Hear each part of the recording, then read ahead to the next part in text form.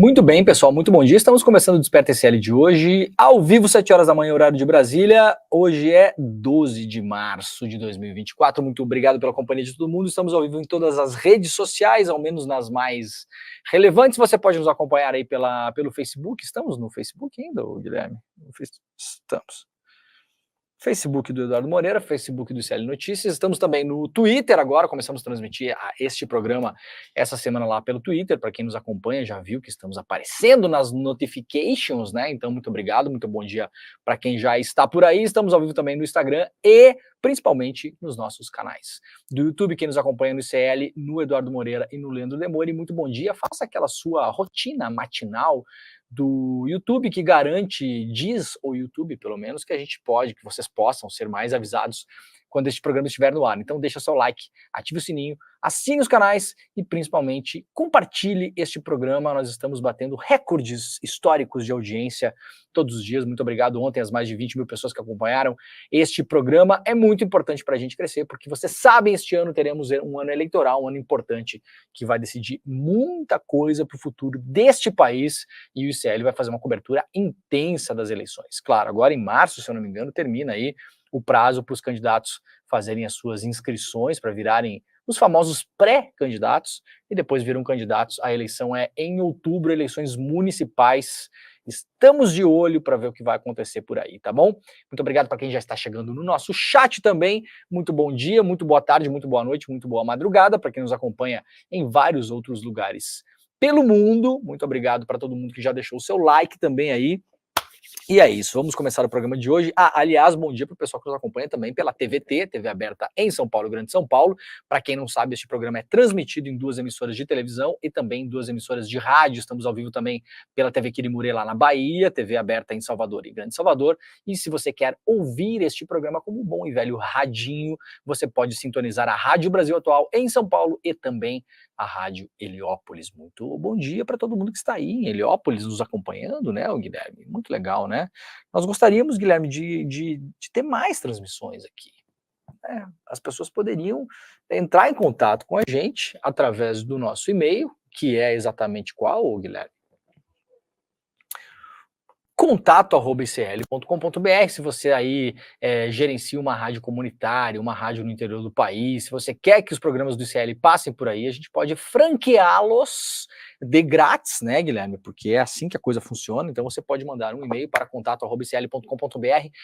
Você pode pressionar também as pessoas da sua cidade que tem rádios, né? O rádio é um veículo muito importante no Brasil ainda, muito negligenciado por muita gente, mas é o grande veículo do interior do Brasil. Quem nasceu e se criou no interior como eu, né, sabe exatamente do que eu estou falando.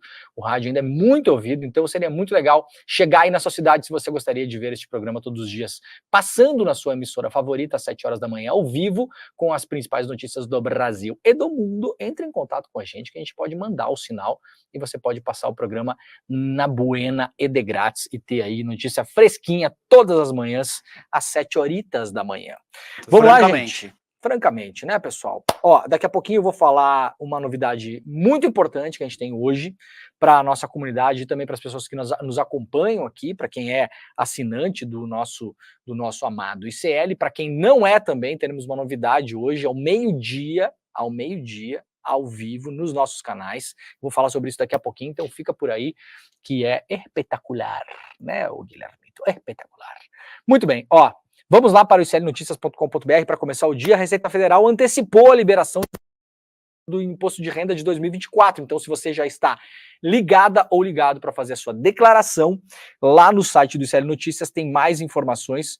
Você pode baixar o programitio lá da Receita. O contribuinte pode preencher antecipadamente a declaração de imposto de renda de pessoa física para 2024. A Receita Federal antecipou a liberação do programa, que inicialmente só seria baixado a partir da próxima sexta-feira, dia 15. Portanto, o download antecipado será possível apenas aos contribuintes com conta nível prata e ouro no portal .gov, né, ou gov.br.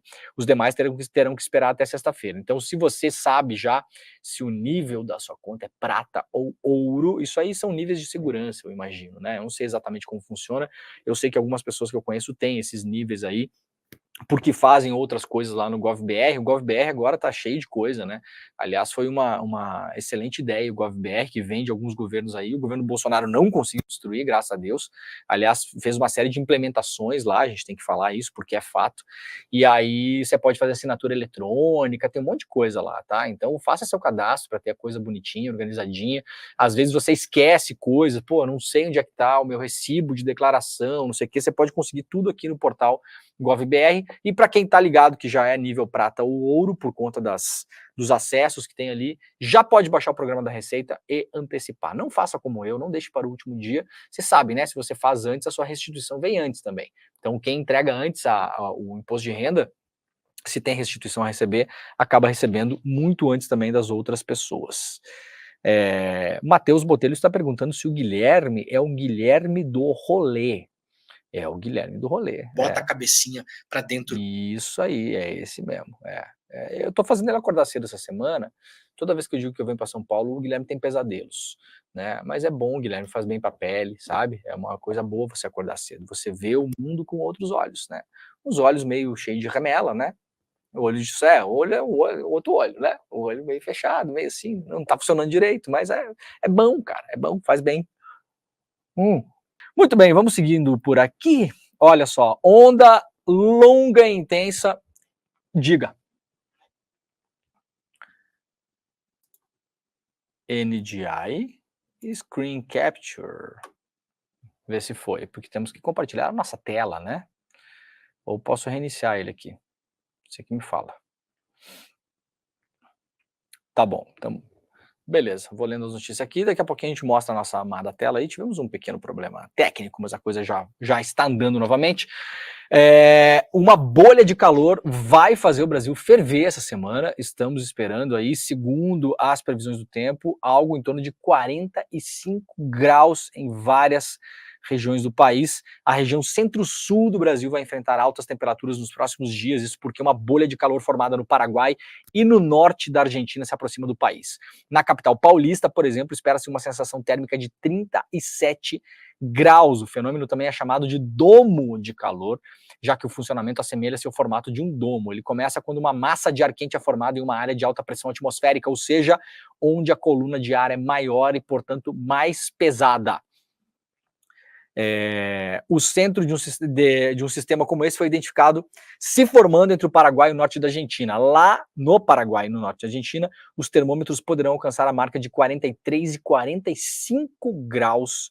E como a massa de ar quente se expande verticalmente, ela atinge as regiões vizinhas do Brasil. Portanto, estados do sul e do centro-sul do país, atenção para essa semana, porque teremos aí uma onda de calor avassaladora, né? Aí na reta final, nos estertores do nosso verão, a coisa aparentemente pode ficar feia, tá bom? Então fiquem ligados nisso. Caio, você precisa entrar novamente aqui? Muito bem. Caio, você pode apresentar esse programa, pode sentar aqui? Não quer fazer isso não, Caio? Não, deixa pra você. Tá bom. O Caio é o galã do CL. Eu toda vez que vejo o Caio, eu tenho vontade de dar um beijo nele, sabia? Guilherme. Podemos rodar o teaser? Então vamos rodar. A gente tem uma novidade para hoje, tá? A gente vai fazer o seguinte, vamos rodar o teaser importante, que tem a ver com o evento que a gente fez no domingo, e aí daqui a pouquinho eu volto e vou contar uma novidade para vocês, tá bom? Então bora lá. O objetivo é limpar a cena do crime para a macharada. E o trabalho deles era assassinar reputações.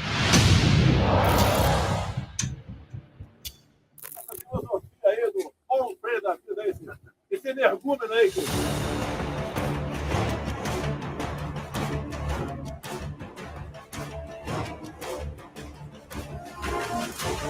A família Bolsonaro tinha todo um esquema montado para atacar opositores virtualmente. Mas se a gente for lembrar, foi exatamente essa estrutura de questionamento que colocou em xeque as eleições de 2022. E deu no que deu.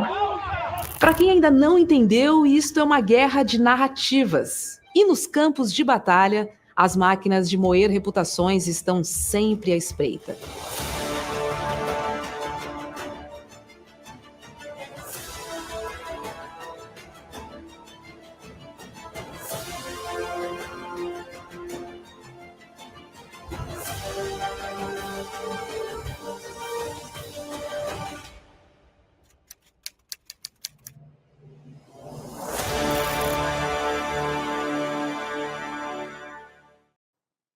Muito bem, gente, tá aí. Isso tem relação com um evento que a gente fez no domingo, um evento, obviamente, mais um evento de sucesso absoluto do ICL, mais de 30 mil pessoas ao vivo assistindo ao evento, um evento com a Maria da Penha, que tem a ver, claro, com a luta do mês das mulheres, com as lutas importantíssimas que a gente aqui com muita frequência fala em relação a notícias, por exemplo, mas também tem a ver com uma tentativa que está sendo feita pela extrema-direita de destruição de reputação da Maria da Penha. Mais uma, né? A gente viu isso acontecer com Paulo Freire, a gente viu isso acontecer com Marielle Franco e tantas outras, principalmente mulheres, porque a extrema-direita adora atacar mulheres. Isso é uma característica da extrema-direita, não só no Brasil, mas no mundo todo. Então, olha só, essa semana a gente lançou para os nossos membros do ICL, e você pode se tornar um membro exatamente agora, através do link despertaicl.com.br, a gente lançou para os nossos membros uma série documental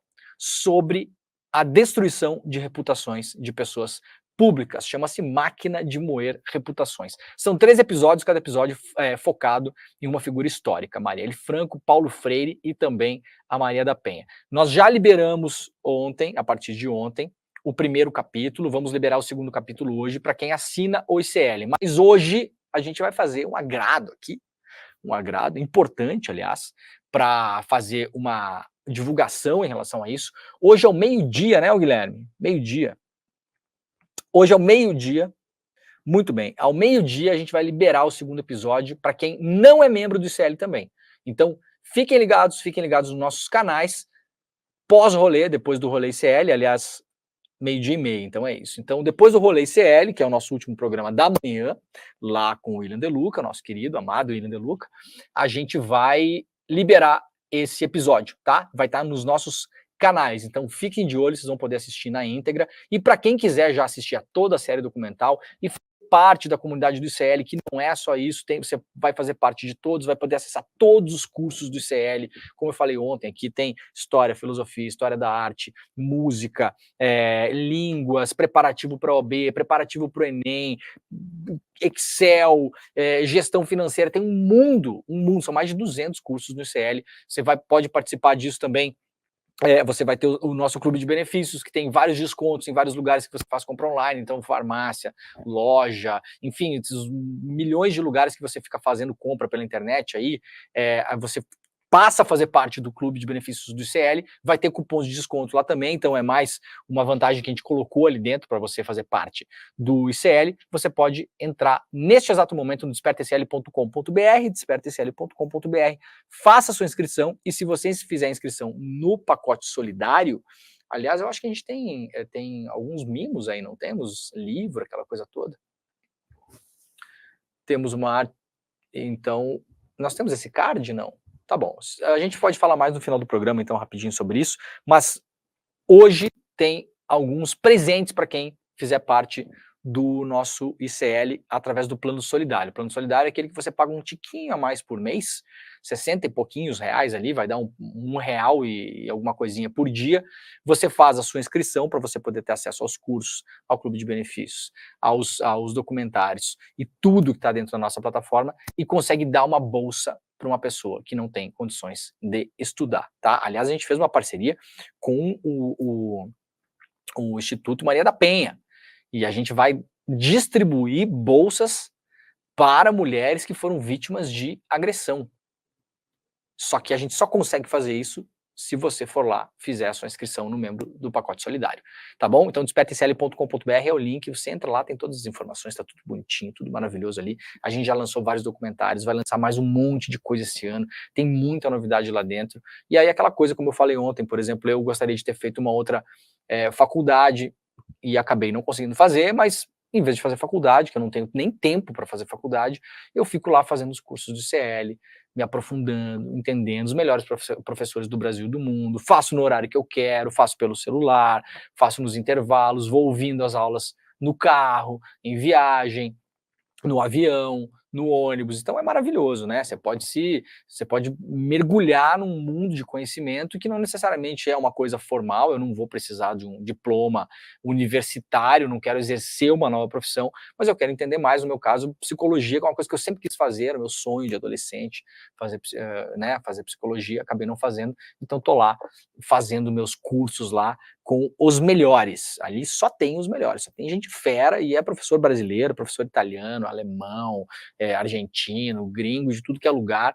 A gente selecionou realmente um dream team para dar aula para vocês por ali, tá bom, gente? Então vamos lá. Seguindo o programa por aqui, lá no iclnoticias.com.br, já para 10 mil pessoas online neste exato momento, o projeto que flexibiliza licenciamento ambiental pode incluir mineração. Os caras não param, né?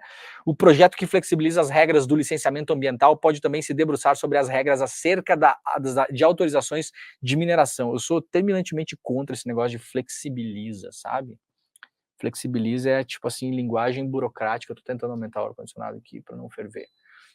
Flexibiliza é a típica linguagem burocrática criada pela burocracia de Estado para parecer que uma coisa feia é uma coisa legal, né?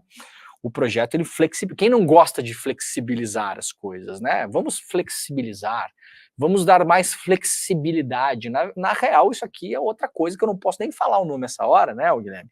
Que começa com P e termina com utaria, né? Então, um novo projeto que flexibiliza... De peru, de bumbum. bumbum. De peru, isso aí, essa coisa toda, né? Então, não tem nada de flexibilizar o negócio aqui.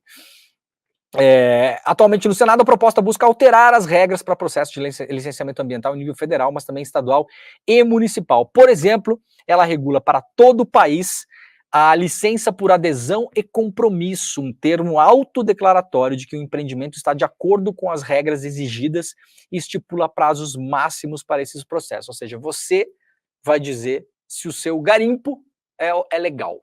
Vocês imaginem isso para o ramo de alimentação? Você chega num restaurante lá, não tem mais fiscalização, vigilância sanitária, não tem mais nada. O cara fala, não, aqui tá bom, pode vir comer aí. Mas essa barata caminhando aí, meu senhor? Não, isso aqui é assistente da cozinha, né? Tá bom aqui, sou eu, é autodeclarado. Então, assim, gente, os caras não vão parar e vão para cima, principalmente nesse momento de fragilidade, de popularidade do governo Lula, que vai ter que trabalhar para fazer passar essa maré aí, né? Porque o momento bom não é. Ainda lá no site do iclnoticias.com.br, na coluna da Juliana da Alpiva, a MPF fala que Jovem Pan fez abusos sistemáticos e cobra revisão da posição da AGU. Ou seja, a Advocacia Geral da União, ela fez uma manifestação aí pedindo que a Jovem Pan pague multa, uma multa estipulada no valor de 13 milhões e 400 mil reais, mas inicialmente a Advocacia Geral da União, ela é contra a cassação dos canais de rádio da Jovem Pan. E o MPF advoga pela cassação. Se eu não me engano, são 4 frequências que a Jovem Pan usa, que poderiam ter 3 outorgas da Rádio Jovem Pan, que está na matéria, né? São 3, não são 4. O MPF apontou que utilizou critérios objetivos para pedir a cassação, ao contrário do que entende a União, constatados atos de abuso à liberdade de radiodifusão, diz aqui o Ministério Público Federal, com base no artigo 53 da Lei 4.117 de 1962, ela que reconhece o chamado caso em tela, quando nossos amados juristas estão avaliando alguma coisa, eles chamam de caso em tela, né? É bonito, né? Não há escolha, segundo o MPF. O MPF diz o seguinte, olha, que segundo a lei, o que a Jovem Pan fez, a gente não pode escolher punir ela só com multa, não há uma escolha, não há uma opção. Então, o MPF está tentando mudar a posição da AGU. Eu, sinceramente, entendo pouco dessa lei, tá? Mas eu acho exageradíssimo caçar o direito das 3 rádios. E tem gente no chat agora que vai descabelar-se virtualmente, né, Guilherme? Vai puxar os próprios cabelos. Mas eu acho mesmo, gente, assim, empresa no Brasil erra muito, sempre comete crime adoidado. Empresa aí de alimento que pega carne de desmatamento, uma série de coisas. E, olha, via de regra, ainda mais se a empresa grande, que tem um monte de funcionário, aquela coisa toda, você tem que colocar tudo na balança. Infelizmente é assim, você coloca tudo na balança, senão vira Lava Jato, né, gente? Vamos fechar o Odebrecht, a OAS, a Petrobras, tudo porque teve corrupção. Vocês entendem a lógica do meu pensamento aqui, e respeitando divergências, obviamente, mas você vai lá, aplica uma multa na Jovem Pan, faz eles assinarem eventualmente um termo de ajuste de conduta, em que eles se comprometem a não cometer mais os mesmos absurdos que cometeram, e aí sim, se forem reiterados numa próxima, você fala numa medida mais drástica. Tá bom? Tá dito. Ações da Lava Jato contra Cunha e Cabral regridem na justiça e podem prescrever. Casos da Lava Jato que envolvem o ex-presidente da Câmara, Eduardo Cunha, e o ex-governador Sérgio Cabral estão à beira da prescrição ou já prescreveram na Justiça Eleitoral do Rio de Janeiro. Os autos desses processos e de outras investigações conexas tramitavam na Justiça Federal, mas acabaram anuladas em parte pelo STF ter decidido em 2019 que crimes como corrupção e lavagem de dinheiro, quando investigados em Caixa 2, deveriam ser julgados por tribunais eleitorais. Cunha e Cabral, ambos do PMDB, ex-MDB, foram os dois mais conhecidos presos da Lava Jato, operação que completa 10 anos na próxima segunda-feira, dia 17. O ex-deputado federal ficou 3 anos e meio detido e o ex-governador 6. Vamos deixar claro aqui que faltou na matéria, isso aqui é uma matéria da Folha, 3 anos e meio detido em prisão provisória, o que é um absurdo, seja com o Eduardo Cunha, seja com quem for. Porque você ou julga e mantém preso, ou julga e solta, né? Os caras foram empurrando a prisão do Cunha e foram deixando o cara lá. É um negócio completamente insano que foi feito no caso do Eduardo Cunha e em outros casos. No caso de Cunha, 2 processos nos quais o Supremo anulou condenações da Justiça Federal, só tiveram as denúncias aceitas novamente na Justiça Eleitoral no Rio este ano. Autoridades que acompanham os processos veem a possibilidade de parte das condutas de Cunha já estar prescrita. Isso é um problema, porque assim, quando os caras fizeram a mudança de regra, né, doutores do STF, tudo bem que vamos mudar o entendimento, esses crimes aqui, quando tem a ver com Caixa 2, eles são julgados pela Justiça Eleitoral. Mas aí vocês poderiam ter previsto que o tempo de prescrição deveria parar, né? Porque senão fica um cheiro esquisito essa coisa que os senhores fizeram aqui, tá bom? Terras indígenas, garimpo devastou 4 campos de futebol por dia em 2023. Análise do Greenpeace aponta avanços sobre aldeias Yanomami, Caiapó e Munduruku na Amazônia, também publicado lá pelo lclnoticias.com.br.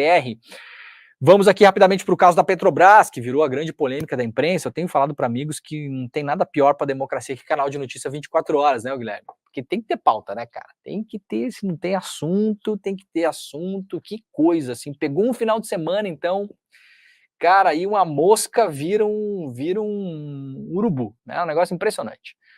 Cara, isso aqui é a grande não polêmica do momento. Você sabe o que está acontecendo com a Petrobras? Vou resumir rapidamente aqui.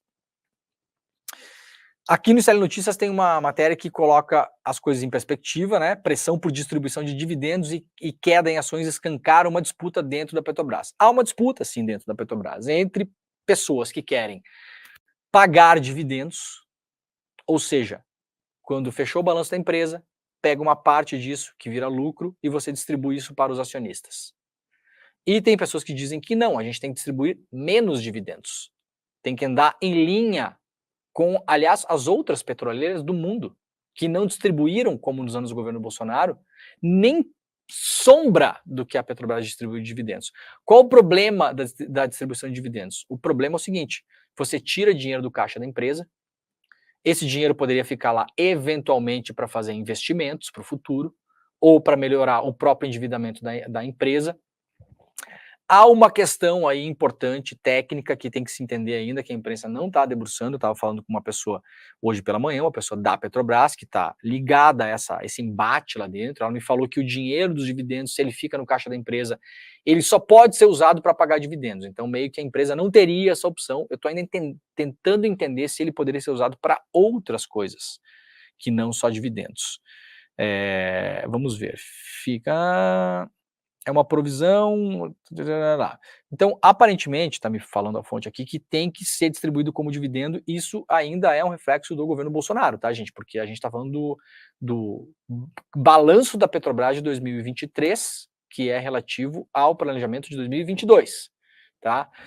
E tem gente que não quer distribuir dividendos porque quer que o dinheiro fique no caixa da empresa. Essa é a treta. O que faz o mercado? O mercado pressiona e joga a ação para baixo. Você sabe que a Bolsa Brasileira é comandada por 3 pessoas, basicamente, né? Não se iludam, né? Achando que tá todo mundo no mercado preocupado com Petrobras. Você pega ali meia dúzia de fundos, gente que tem muito dinheiro, os caras entram num dia vendendo ação da Petrobras, a ação cai 3%. É assim, o mercado brasileiro é facilmente manipulável, isso não é de hoje. E não tem a ver só com Petrobras, tá? Qual que é a grande questão desse negócio? A questão tá aqui, ó. Eu publiquei isso aqui em setembro de 2022, tá? Chamei de o maior assalto da história aos cofres da Petrobras, porque é de fato. Isso aqui é 200 lava-jatos, se vocês quiserem fazer a comparação. Olha aqui o pagamento anual de dividendos que foi feito pela Petrobras durante o histórico desde 2005. Estão vendo aí? 2005, 5 bilhões, 2006, 6 bilhões, 2007, 7 bilhões, vinha mais ou menos em linha. 2009, 15 bi, já passou aí bastante do que era a média, depois voltou para 9, 10, 6, 5, 8.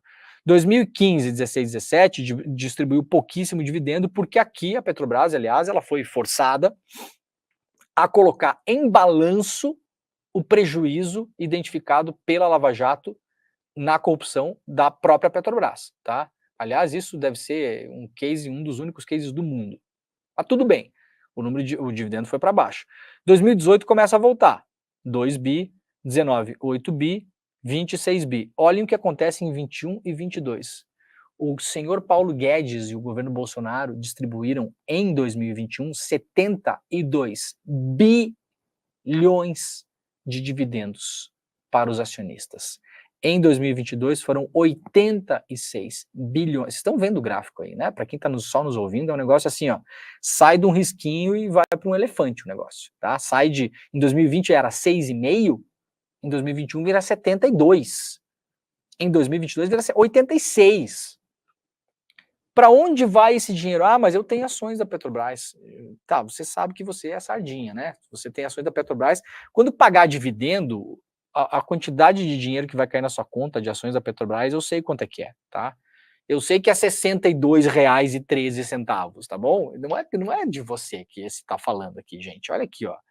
Esse dinheiro vai parar, sabe para onde? Ele vai parar para a própria União, para o próprio governo, que é um dos acionistas, um grande acionista da empresa, ou seja, ele volta para o caixa do governo.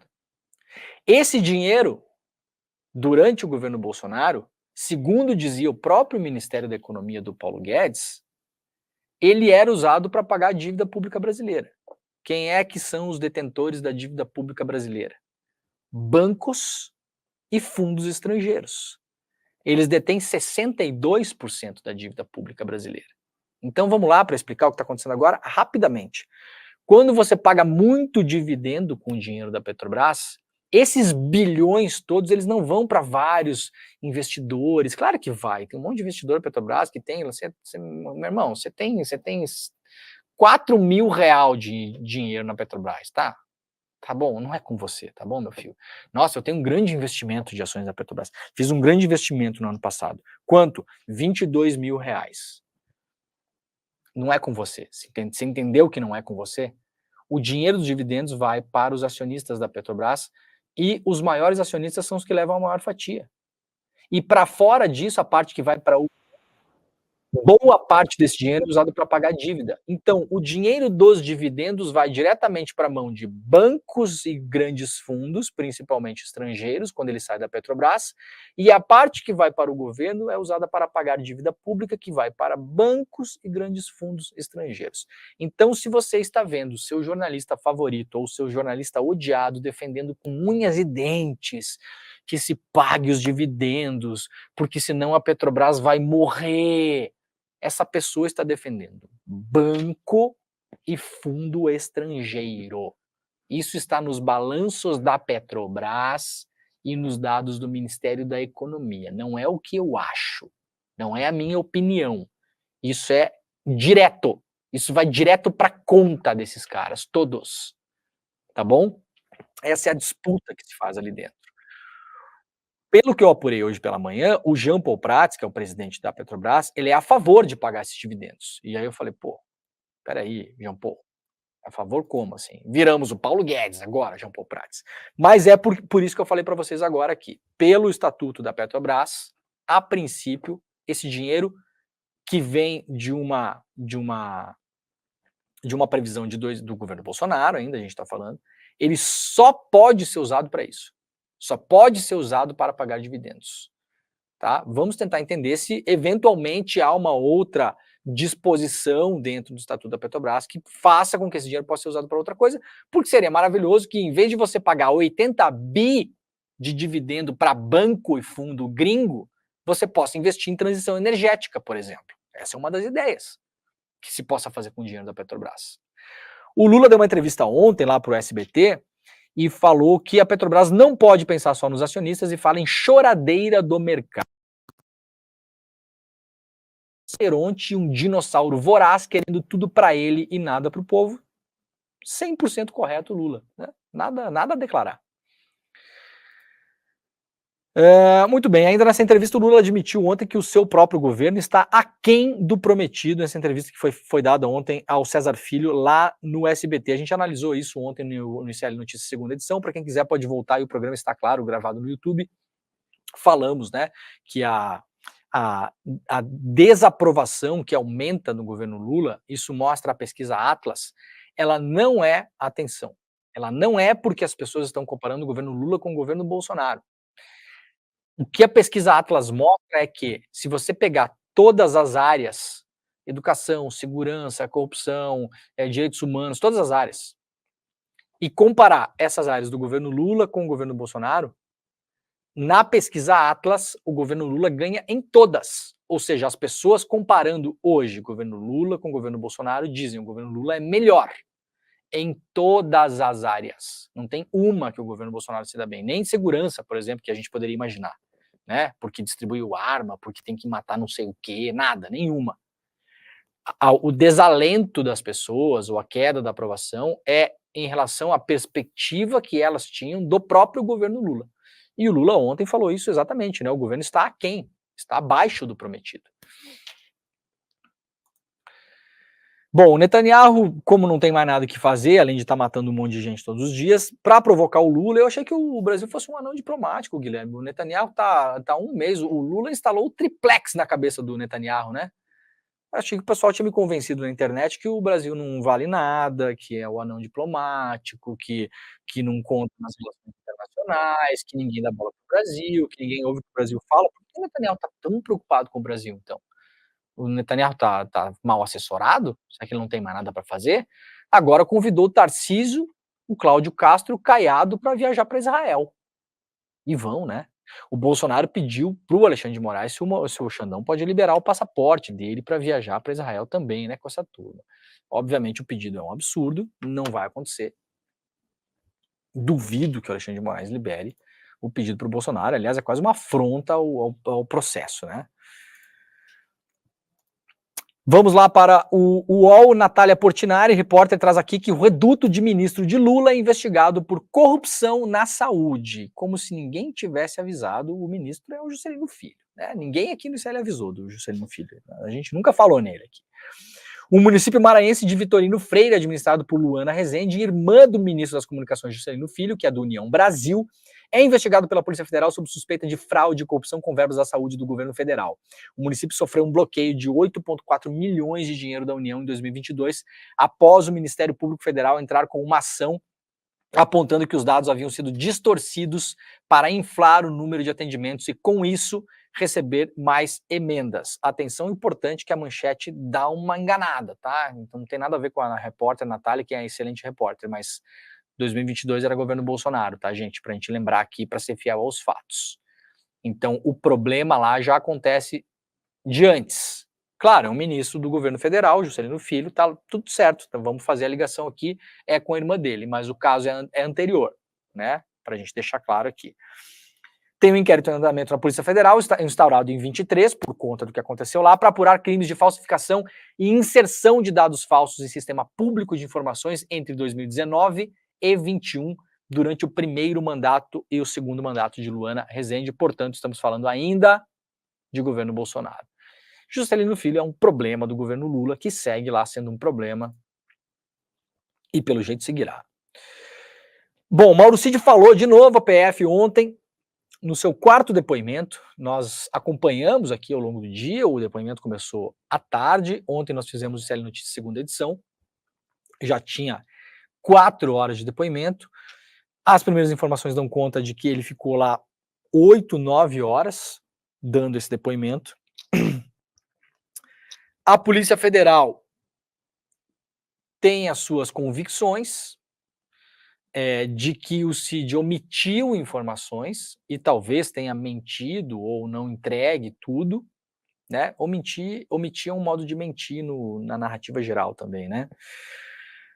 O advogado do Cid chegou a declarar na segunda-feira para a revista Veja e também para a CNN Brasil que o Cid respondeu tudo que foi perguntado. Disse o advogado, né? Olha, se não perguntar, não tem como responder, né? Então o que foi perguntado foi respondido. Ah, mas o senhor não falou dessa coisa. Ah, mas aí a desculpa do advogado mas porque os senhores não perguntaram. Tá? Então estamos nesse impasse. Não se sabe ainda o que o Cid falou. Vamos ficar atentos, é importante, porque o que pode vazar nas próximas horas, para a gente ter certeza da procedência da informação, porque nesse caso a procedência importa, eu já expliquei aqui como funcionam esses vazamentos. Pode vir via advogado, vazamento. Não estou dizendo que o César Bittencourt está passando informações para a imprensa, absolutamente não. Eu estou dizendo assim, em tese, no caso em tela, pode vir de advogado.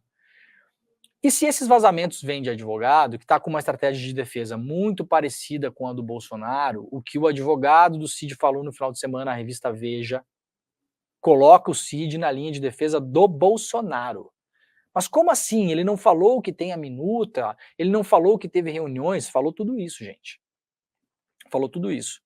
E dificilmente isso vai ser negado pelo próprio Bolsonaro, porque a Polícia Federal já tem os documentos, já fez já pegou as torres de celular e identificou quais celulares estavam em quais lugares no mesmo dia, na mesma hora, ou seja, identificou as reuniões que aconteceram entre o Bolsonaro, o Felipe Martins, que seria o cara que teria redigido o tal do decreto de estado de sítio, o padre lá de Osasco, o advogado, tal dia se reuniram em tal lugar, isso aí já está tudo, você não tem como dizer que você não estava num lugar onde evidentemente você estava.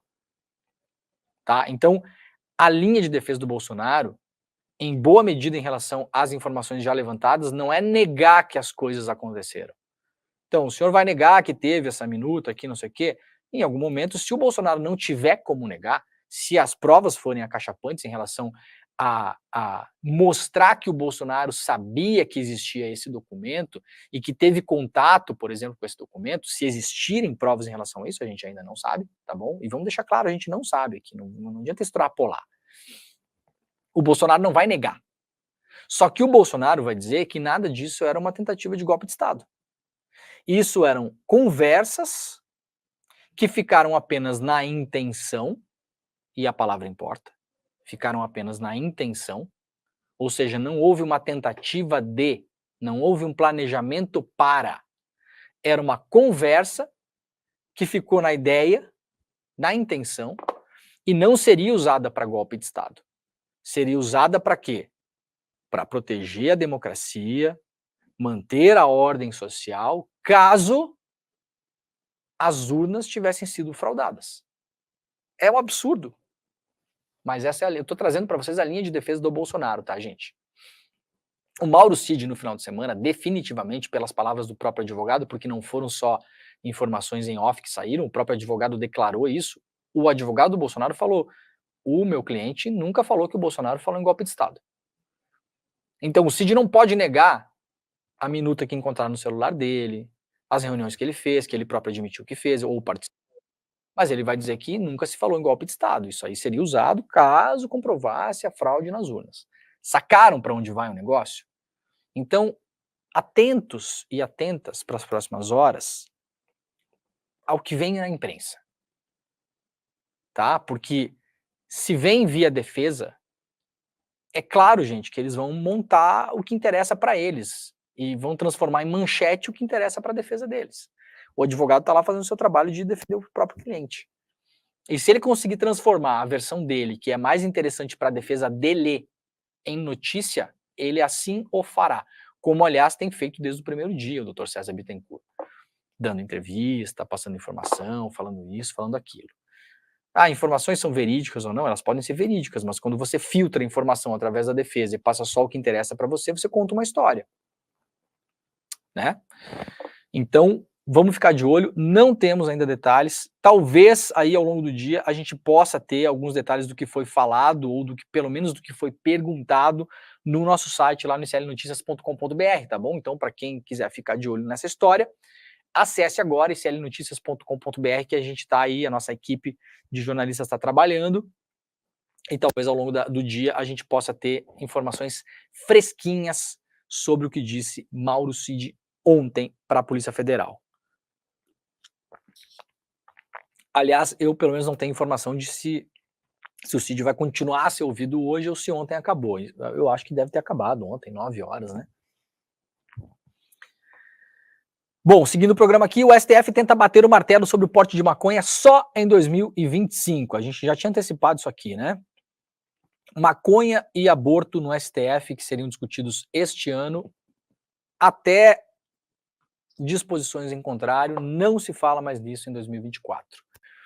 E isso teve articulações também, ou pelo menos um desejo e uma forte comemoração por parte do governo Lula, porque esses temas são temas difíceis de debater na sociedade, ainda mais no mundo que a gente vive, de zap, de fake news, de maluquice, de pastor político, e essas decisões iam cair no colo do governo, vocês podem ter certeza disso. Ah, mas foi o STF, mas tudo bem, as pessoas hoje em dia, você sabe, né, Xandão e Lula, não sei o que, mistura tudo, cria lá a fake, joga no zap e vai dizer que o PT tá liberando a droga no Brasil e que agora nossos filhos vão morrer. Vocês sabem exatamente o caminho que esse tipo de coisa toma. Então o STF decidiu não tocar nesses temas esse ano. Talvez volte na pauta em algum momento, não sabemos, mas por enquanto a ideia é não mexer nisso em 2024. Olha aqui, notícia importante, chefe da BIM do Lula é citado como investigado em inquérito da Polícia Federal. Documentos sigilosos do inquérito da Polícia Federal sobre a suposta arapongagem ilegal no governo Jair Bolsonaro mostram que o atual diretor-geral da BIM, Luiz Fernando Correia, foi objeto de ao menos 4 relatórios, sendo que um deles o classifica como investigado. A Folha teve acesso a esses documentos que estão inseridos na investigação sob relatoria do Alexandre de Moraes. As decisões de Moraes tornadas públicas até agora listam apenas manifestações da PF no sentido de que a atual gestão da BIM tomou atitudes que, na visão dos investigadores, atrapalharam as apurações dentro da BIM, mas não havia nenhuma menção direta ao atual diretor da BIM, do governo Lula, como investigado. Moraes também não faz qualquer citação direta ao atual diretor-geral da agência em suas decisões, se limitando a reproduzir em alguns pontos as afirmações da Polícia Federal. A investigação tem como foco o uso do software espião, o tal do First Mile. Correia assumiu o comando da agência em maio de 2023 e é o antigo auxiliar de Lula, tendo sido diretor-geral da PF no primeiro mandato do petista. Em entrevista recente, o presidente da República reafirmou manter a confiança no chefe atual da BIM. Um dos documentos a que a Folha teve acesso é um relatório da Divisão de Contra-Inteligência Policial, datado de 3 de novembro de 2023, 14 dias depois da deflagração da primeira operação da PF no caso, que incluía busca e apreensão na sede da BIM. Ele trata especificamente de Correia e de seu então número 2, Alessandro Moretti. Há, nos dois casos, uma qualificação dos investigados, com fotos de ambos, a data de nomeação de cada um na ABIN e informações pessoais como o número de documentos e dos respectivos telefones celulares. O relatório é endereçado ao delegado da PF, Daniel Carvalho Brasil Nascimento, responsável pelo inquérito. O Moretti acabou sendo exonerado do cargo após a segunda operação da PF de janeiro. A polícia afirma que ele teria dito em uma reunião com servidores da ABIN que haveria um fundo político nas investigações e que tudo iria passar. O segundo documento é datado de 11 de janeiro e trata do depoimento de Correia na Comissão Mista de Controle de Atividades de Inteligência do Congresso, que aconteceu em outubro do ano passado. Foi da apresentação realizada por Luiz Fernando Correia na reunião. Diz o documento da PF, que reproduz em seguida os slides que o chefe da BIM mostrou na reunião com os congressistas, que foi sigilosa. O relatório, que também é direcionado ao delegado do inquérito, lista uma nota divulgada pela União dos Profissionais de Inteligência da ABIN, em que ela faz críticas ao diretor-geral da PF, Andrei Rodrigues.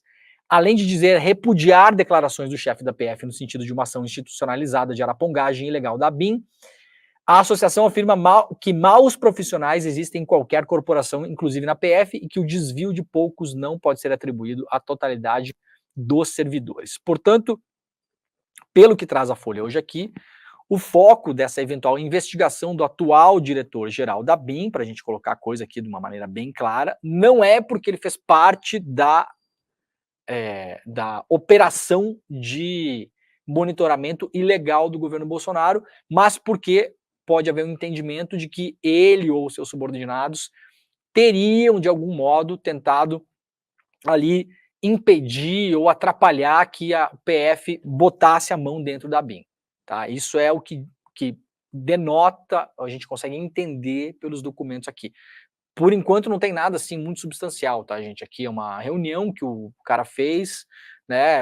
E assim, não tem nada na matéria que diga assim, o cara é investigado porque ele fez parte do esquema de investigações ilegais. Isso aqui claramente não está colocado pela matéria, tá? Para a gente deixar claro aqui, porque o título muitas vezes, né, leva a um mau entendimento. Se o cara é investigado no inquérito da PF, da ABIN paralela, parece que o atual chefe da ABIN fazia parte da ABIN paralela. Tá bom? Não é isso. O caso aqui é outro, a gente vai acompanhar. Bom, aqui as coisas do depoimento do Cid, né? Ontem tinha durado mais de 7 horas, já foi mais do que isso até. O Cid acabou reforçando que não participou da reunião entre Bolsonaro e os comandantes da força. Isso é uma coisa que a Polícia Federal estava tentando entender, né? Porque teve a tal da reunião que foi relatada pelo ex-comandante do Exército e pelo ex-comandante da Aeronáutica, entre eles, os comandantes, incluído o comandante da Marinha, e o Bolsonaro, no qual o Bolsonaro teria comentado sobre o estado de sítio, sobre a fraude das urnas, sobre não sei o quê. Nessa reunião, pelo que se sabe até agora, isso já é uma informação mais antiga, até trazido pelo jornal Financial Times, que publicou isso já há 1 ano e meio atrás, ainda em 2022. O comandante da Marinha, o Almir Garnier, teria aderido à ideia do estado de sítio. O comandante da Aeronáutica, pelo que saiu na época, teria ficado ali meio em cima do muro, sim, vai, não vai. Agora, claro, o comandante da Aeronáutica vai dar um depoimento e dizer que era contra, não imagino que diga outra coisa, né? E o comandante do Exército teria dito que aquilo não deveria ser feito e que não tinha prova de fraude nenhuma na urna e aquela coisa toda. A Polícia Federal estava tentando entender se o Cid sabia mais dessa reunião. Segundo o Cid tinha falado nos outros depoimentos, e é o que tinha saído publicamente, e de novo, essas informações que saem publicamente, elas são filtradas por fontes, nós não temos acesso aos depoimentos na íntegra, então muito cuidado com o que a gente está lendo. Tá bom? Isso vale para todo mundo, vale para mim, vale para vocês. Nós estamos tendo acesso parcial às informações, isso nunca é bom, isso nunca dá coisa boa. Lá na frente, quando a gente tiver o depoimento do Cid todo e puder todo mundo ler e olhar as provas, a gente vai ter uma figura completa do que está acontecendo. Pode ser que ela bata com a versão que está saindo por enquanto. Pode ser que não. Então, cuidado. Mas o Cid tinha dito que sabia da reunião, tinha tomado conhecimento da reunião em conversa com os próprios militares. Os militares, principalmente o ex-comandante do Exército e da Aeronáutica, confirmaram essa reunião nos seus depoimentos na semana passada, que depõem como testemunhas, mas o Cid diz que não participou dessa reunião. Então, uma das expectativas do depoimento do Cid ontem é que ele desse mais detalhes sobre a reunião, mas segundo o Cid, segundo ele afirma, ele não participou dessa reunião, ele não sabe de detalhes da reunião. Em depoimento à PF, ex-comandante da Aeronáutica envolveu Anderson Torres no plano de golpe. O ex-comandante da Aeronáutica, Carlos de Almeida Batista Júnior, complicou ainda mais a situação de Anderson Torres na investigação sobre a tentativa de golpe de Estado. O brigadeiro afirmou em depoimento à Polícia Federal que o ex-ministro da Justiça seria quem dava embasamento jurídico para que Jair Bolsonaro decretasse um estado de defesa ou estado de sítio. O depoimento do militar demorou cerca de 10 horas e aconteceu antes da oitiva do ex-comandante do Exército, Freire Gomes, que falou aos investigadores no início do mês. As informações que ambos deram como testemunhas no inquérito do plano golpista foram levadas ao ex-ajudante da presidência e hoje delator Mauro Cid. Ele foi interrogado, portanto, ontem mais uma vez. Chamou a atenção da Polícia Federal o fato de que a expressão estado de defesa consta na minuta golpista encontrada no ano passado no armário de Torres durante uma operação de busca e apreensão realizada em sua casa. Essa medida está prevista na Constituição e trata de um regime excepcional que pode ser utilizado pelo presidente da República para preservar ou restabelecer a ordem pública ou paz social de imediato. O estado de defesa, porém, tem restrições geográficas, não pode ser aplicado em todo o território nacional e precisa ter a validade aprovada pelo Congresso.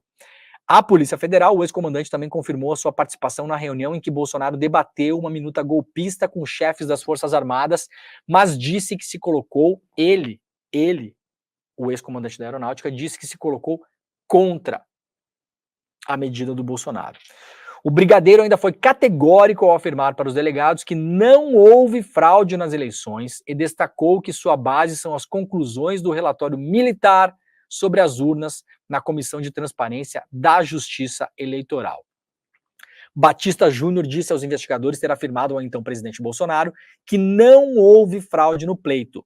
Para a Polícia Federal, o depoimento do brigadeiro aponta que, mesmo após ter informações seguras sobre a lisura das urnas, o ex-presidente insistiu na tese de fraude para justificar o plano do golpe. Tá, gente? Tá colocado aqui, como eu venho explicando para vocês há um tempo. Viu como é bom ler rodapé de notícia? Olha aqui, ó. O que dirá o Bolsonaro? Que tudo aquilo lá existiu, ou o que ele não puder negar vai dizer que existiu, mas aquilo era para, nos termos da Constituição, tomar medidas caso a eleição tivesse sido fraudada. Essa é a linha de defesa do Bolsonaro. Qual é a linha de investigação da PF? Que tudo aconteceu e que, mesmo após ter sido informado reiteradamente de que as urnas não tinham sido fraudadas, de que não havia nenhum indício de fraude, o Bolsonaro continuou conspirando para tentar entender como ele poderia aplicar um estado de sítio ou um estado de defesa. Sacaram? Tá colocado aqui. É assim que a coisa vai, de um lado e de outro. Então, a existência das tais das minutas, as reuniões, isso tudo, a maior parte dessas coisas já estão consolidadas, não tem como negar. Não tem como negar que o cara estava no lugar que ele estava com as pessoas que ele estava. Não há como negar isso. Não há como negar várias coisas que já estão postas na investigação. Mas a linha de defesa vai nesse sentido e a linha de investigação da PF. E aí veremos depois como é que vem também a denúncia do Ministério Público Federal, porque isso é um outro documento produzido pelo Ministério Público Federal com base na investigação da Polícia Federal. Então a gente tem que ver também como vai ser a tese da acusação. Então teremos a tese da acusação, a tese da defesa. Como diz o meu amado César Calejon, no futuro a gente vai olhar para trás e ver o absurdo dessa tese de defesa do Bolsonaro. Claro, né? É óbvio, gente, é evidente o que essa gente estava fazendo. Que culminou no 8 de janeiro. Tem tudo isso ainda. Que culminou na Polícia Militar do Distrito Federal. Que permitiu, que deu guarida, que deu escolta para os golpistas. Que culminou na infiltração dos kids pretos do Exército Brasileiro, que estavam lá em Brasília, sob várias suspeitas de terem ajudado a quebrar coisa, abrir portas para os golpistas. Culminou em tudo isso, é caminhão de combustível de aviação que ia explodir em Brasília, é gente com um carro entupido de armamento para distribuir para os acampados de Brasília no momento em que o Bolsonaro desce a ordem. Tudo isso está evidente, a gente vai olhar no futuro, vai analisar isso aqui como historiadores, que é o que o César Calejon, aliás, faz brilhantemente, e o César tem razão em falar isso, né? A gente vai olhar para trás e a gente vai dar risada. Agora, eu sou obrigado a trazer para vocês aqui como a coisa vai se dar no processo. Porque o Bolsonaro vai se defender. Ele não vai ficar parado vendo o jogo rolar. O Braga Neto vai se defender, o Heleno vai se defender, essa gente toda vai se defender. Então essa é a linha de defesa deles. É cinicamente colocar tudo isso que a gente está vendo aqui como, não era, peraí, não era golpe. Era outra coisa, vocês estão exagerando. Vocês sempre exagerando, né? Para vocês tudo é genocídio, tudo é fascismo, tudo é golpe. Né? A velha brincadeira, né? Para vocês tudo é golpe. Para vocês tudo é genocídio. Para vocês tudo é fascismo. Então, para deixar claro para vocês como é que a coisa está andando em relação a isso. Bom, vamos lá para a última notícia de hoje. Estreia de Caroline Detoni na Comissão de Constituição e Justiça da Câmara nesta terça-feira vai priorizar projetos da bancada da bala, como não deveria ser diferente. As iniciativas são todas encabeçadas por deputados que, assim como Detoni, são da oposição. Entre eles está um projeto que estabelece um piso de 25 anos para alguns crimes quando houver reincidência pela terceira vez. O endurecimento da pena seria aplicado para crimes dolosos contra a vida, crimes hediondos e crimes...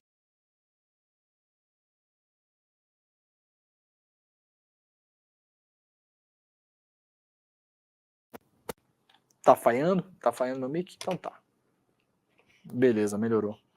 É que eu tenho muito músculo, né, cara? O músculo, ele cobre o microfone, entendeu? É isso, é assim que é. Em seu parecer, bom, enfim, aqui eu não vou mais falar de Caroline também. Guilherme, muito obrigado por ter interrompido. Eu não quero falar de Caroline Detoni. Você me fez um favor. Vamos falar de outra coisa? Vamos falar de TechPix, vamos falar da iogurteira de peru, Top de Term. bumbum. Vamos falar de outra coisa. O programa tá acabando, aliás. 7h59, daqui a pouquinho começa a SL Notícias. Primeira edição, você fica por aí. Tivemos uma audiência hoje de 18.350 aparelhos conectados. Isso dá mais gente. Se o William... nós descobrimos porque que o programa caiu no começo, tá, gente? O programa caiu no começo porque o William De Luca chegou lá embaixo, porque eu tô no estúdio aqui de cima. Esse estúdio aqui é o estúdio onde é feito o rolê e o Em Detalhes, tá? Essa cadeira que eu tô sentado aqui, o De Luca acha que é dele, tá? Então ele chegou, ele viu eu sentado no estúdio dele, a audiência bombando, a caneca, viu a caneca, e segundo eu tenho informações que eu apurei, agora o De Luca chutou o cabo da internet lá embaixo e acabou com o programa. Eu vou descer e não respondo por mim, que eu tô indo lá para baixo agora. Não respondo por mim. Tá, Guilherme? Você me segura. Sabe como é que Playboy briga, Guilherme? Segura meu óculos. Segura meu relógio. Você nunca briga, né? Segura minha pulseira. Segura meu tênis! Aí todo mundo cansa, vai embora, o Playboy fica lá. Muito bem, meu povo. Amanhã estaremos de volta às 7h da manhã. Muito obrigado pela companhia de todo mundo. E agora está começando esse SL Notícias, primeira edição, com o nosso querido William De Luca, Rodrigo Viana, a nossa Vivi maravilhosa e todo mundo no estúdio, tá bom? Elô, todo mundo tá lá. Quem mais tá lá hoje? Judal Piva tá lá também? Judal Piva, tá todo o time lá, tá todo mundo. É incrível, né? É maravilhoso. Muito obrigado, tá bom, gente? Amanhã de manhã a gente tá de volta às 7h da manhã. É isso, tchau. O objetivo é limpar a cena do crime para a macharada. E o trabalho deles era assassinar reputações. Essa filosofia aí do homem da vida, esse energúmeno aí,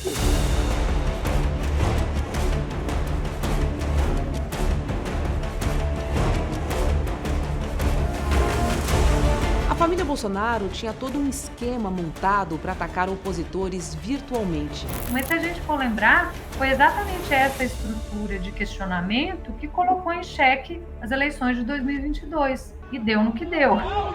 Para quem ainda não entendeu, isto é uma guerra de narrativas. E nos campos de batalha, as máquinas de moer reputações estão sempre à espreita.